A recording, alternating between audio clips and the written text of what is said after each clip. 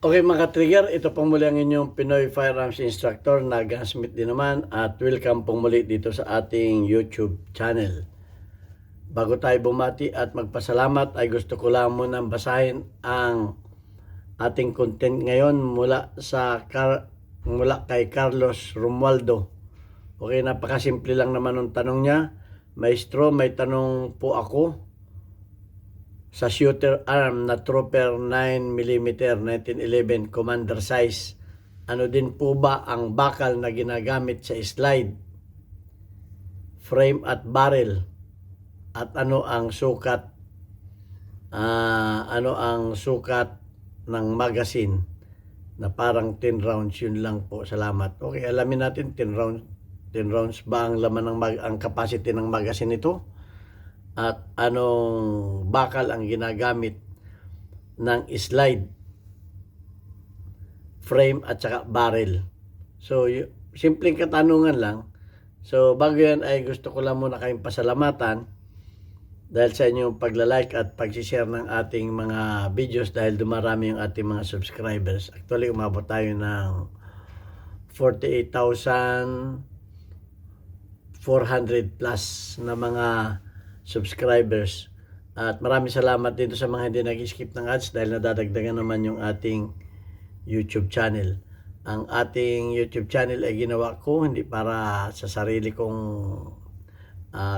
kita, kundi ito ay para sa aking ginagawang pagcha-charity. Wala pa tayong YouTube channel, tayo ay may mga charity works na, may pinapag-aral tayo, may mga tinutulungan tayo makapag-aral. 6 na mga bata na anak ng mga single parent. At yung lahat ng kita ng ating YouTube channel ay dinadagdagan ko pa para matustusan yung 6. At least nabibigyan sila ng konting allowance para makapagpatuloy sila ng kanilang pag-aral. Kaya maraming salamat do sa mga nagpadala dito sa ating GCash number. Huwag po ninyong tawagan yung number na yan para bumili ng baril. Wala po kami pinagbibiling baril. Mag-message lamang po kayo dyan kung kayo ay may ipaabot na tulong sa ating mga beneficiaries para kayo ay ma-recognize ng ating YouTube channel. Kagaya ni Sir Noli Pisa America.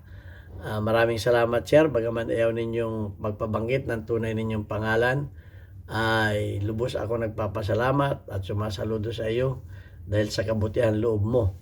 Sana marami pa ang kagaya mo na may diwa ng pagtulong para marami pa tayong mga bata na matulungan. Maraming salamat sa iyong pagpapadala sa ating GCash number. Okay, yan. At punta na tayo sa katanungan ni Carlos Romualdo. Okay, ang shooter's arm ay ang ginagamit nilang bakal na sa mga baril ay 4140. Yan. At yan talaga ang kahit marami na tayong na mga manufacturer, na pag-aralan ng mga manufacturer, ay 4140 talaga ang ginagamit nilang bakal. Dahil ang 4140 ay durable, low ang alloy niya, medium carbon. Ibig sabihin ng medium carbon ay hindi siya crunchy o hindi siya malutong. Pag mataas kasi ang carbon ay ang bakal ay nagiging malutong. Kaya may mga baril na nagka-crack. Okay, kamukha ng, huwag na tayong bumanggit ng mga meron talaga nagka-crack pagka sobrang malutong ang bakal. Crunchy pag mataas ang carbon. Sobrang tigas pero nagka-crack dahil sa tigas. Okay, so ang katangian ng 4140 ay durable siya. Medium ang carbon niya, medium. So ibig sabihin ay hindi siya masyadong matigas pero durable na siya, may durability siya. At ito talaga ang commonly used sa mga firearms manufacturing. Dahil ito ay may high tensile strength. Ang tensile strength ito ay mataas. Ibig sabihin ay ang tibay niya ay hindi basta-basta nababali, hindi basta-basta nagka-crack, at maganda ang kagandahan nito ay hindi siya basta-basta lumuluwag sa mga wear. Yung kanyang wear and tear ay hindi kagad lumuluwag yung mga parts niya, lalo sa mga slide. Yan ang kagandahan ng ng 4140. Kaya ang sabi sa ating research ay ang Shooter's Arm Manufacturing o SAM ay gumagamit ng 4140 carbon steel both frame and slide of its na sa kanyang Trooper 9mm Commander pistol. Yan. At kahit pa sa mga anong model ng mga baril nila, hindi lang sa Commander, hindi lang diyan sa Trooper 9mm. Yan talagang ginagamit. Kahit nga ang at ang paggagawa nila ay gumagamit din sila ng forging. Okay, yung 4140 na bakal, pinoforge nila yan. At ang forging, napag-aralan na natin, yung bakal hindi man tinutunaw, binabaga para medyo elastic o sumunod sa hugis.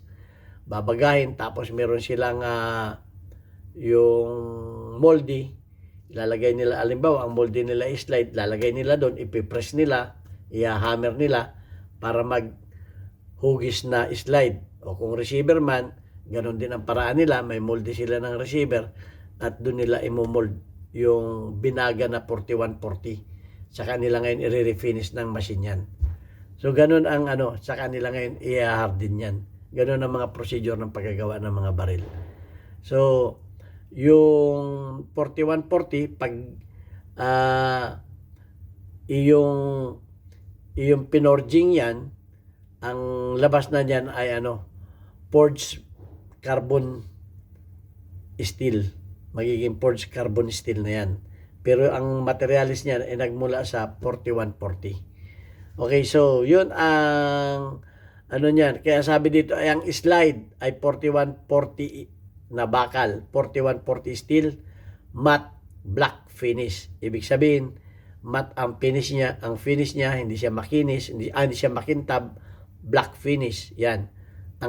Ang barrel niya ay ang haba ng barrel niya ay 4.25. So, medyo maiksi ito sa full size dahil ang full size ay 5 inches. So, kaya ito ay medyo maiksi, Commander size ito. At ang bakal niya ay 4140 steel din. Ang pagka-finish din niya ay matte black finish, ganon din. Ang frame niya ay 4140 steel din, Commander size, at matte black finish din.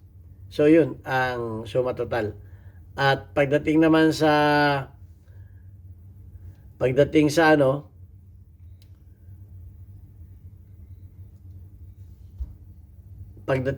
sa kanyang magazine, ay tingnan natin ang kanyang specification. Ito.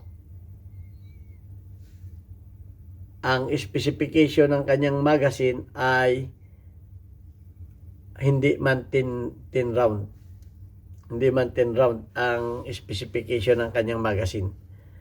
9 plus 1. Ibig sabihin 9 ang laman ng magazine at 10. Kaya naging 10 ay 1 sa chamber. Okay, so yun ang niya, ang specification ng kanyang magazine. At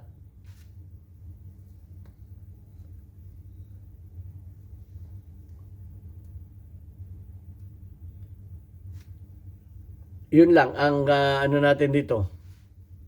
Ang katanungan, sinagot na natin. Okay, hindi ang magazine niya ay 9 plus 1. 9 sa magazine, 1 sa chamber. Yan yung magazine na OEM. Ang ibig sabihin ng OEM ay Original Equipment Manufacturer. Yan yung kasama sa pagbili mo. Ngayon, makakabili ka rin naman ng mga magazine na aftermarket. Yung mga aftermarket niyan, merong 10. Okay? At kung gusto mo maging 10 yan, naglalagay sila ng base pad. O, naglalagay ng base pad plus 1, mayroong mga plus 2 sa magazine. Depende sa base pad, nilalagay doon sa ilalim ng magazine. So, yun lang ang ano dyan. Pero ang original na magazine yan ay original equipment manufacturer. Kasama sa yung pagbili talaga niyan ay 9 lang ang laman. Okay, so yun lang ang tanong, yun lang ang ating sinagot. At kung may iba pa kayong tanong, ay siyempre yun lang ang ating sasagutin. At wala na akong masasabi tungkol dyan. Basta't ang tinanong lang sa atin ay yung bakal. Yan ang bakal at process ng paggagawa nila. So yan, at banggitin na lang natin, basahin na lang natin yung ating mga community spotlight. Ang ating community spotlight ngayon ay shout out kay Gimboy, meron kang 75 engagement. Shout out kay Pinoy Airguns, meron kang 2 engagement. Shout out kay Pinoy Firearms Custodian, meron kang 86 engagement. Shout out kay Hil Gonzales, meron kang 1 engagement. Shout out kay Jerry Francisco, meron kang 44 engagement. At shout out na rin doon sa ating mga kababayan sa Pinamalayan, Oriental Mindoro. Ayan, meron na tayo diyang masarap na Papa Burger. Matatagpuan ninyo doon sa dati kong machine shop, Alvarez Street, Pinamalayan, Oriental Mindoro. Ang best buy dyan ay burger na buy one take one sa halagang 40 pesos. Marami pang pagkain na kayo pwedeng mabili dyan. At bukas yan 24/7, pwede kayo magpa-deliver at meron silang generator kahit brown out. Yan, okay, so yan, maraming salamat sa inyo. Magtanong lang kayo at sasagutin natin yan sa abot ng ating makakaya. Okay, God bless.